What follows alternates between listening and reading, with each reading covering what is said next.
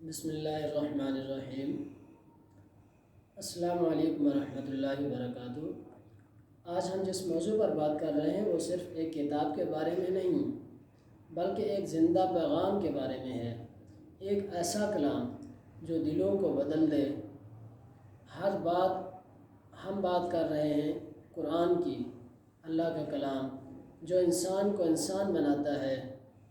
قرآن مجید کا نزول حضرت محمد صلی اللہ علیہ وسلم پر غار ہرا میں ہوا۔ پہلی وحی اقرأ بسم ربک الذی خلق۔ قرآن کا پہلا پیغام ہی علم تھا۔ یہ کلام رب العالمین کی طرف سے ہے، کوئی انسان، فرشتہ یا ولی کی بات نہیں۔ یہ کتاب نہ بدلی جا سکتی ہے، نہ اس میں کوئی شک ہے، نہ اس جیسا کلام کوئی لا سکتا ہے۔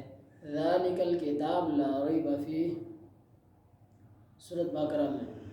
دنیا میں ہر انسان کچھ نہ کچھ کھو رہا ہے، وقت، سکون، رشتے، امید، خوشی، لیکن قرآن کہتا ہے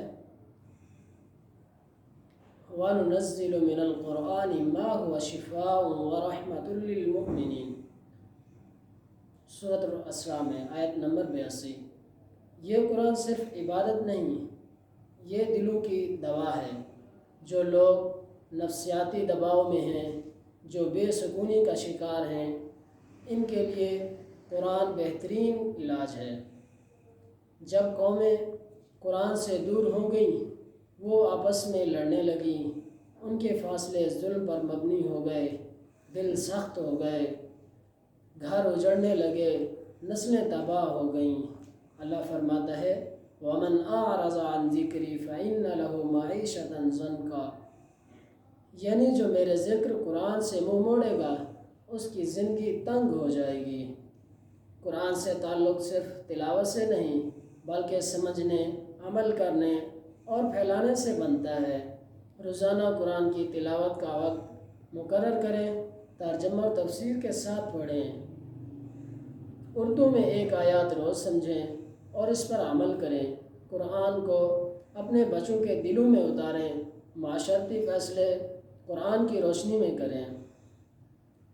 اگر آپ آج سے قرآن سے جڑ جائیں تو اللہ آپ کے دلوں کو روشن کر دے گا، آپ کے فیصلوں میں حکمت آ جائے گی اور آپ کی زندگی میں سکون آ جائے گا اور آپ کی فصلوں میں حکمت آ جائے گی۔ اللہ تعالی ہمیں عمل کی توفیق عطا فرمائے اور ہمیں قرآن کا سچا طالب، اس کا سچا پیغام رساں بنائے، آمین۔ اگر ویڈیو اچھی لگی سبسکرائب کریں، شیئر کریں، قرآن کی روشنی کو آگے پھیلائیں۔ السلام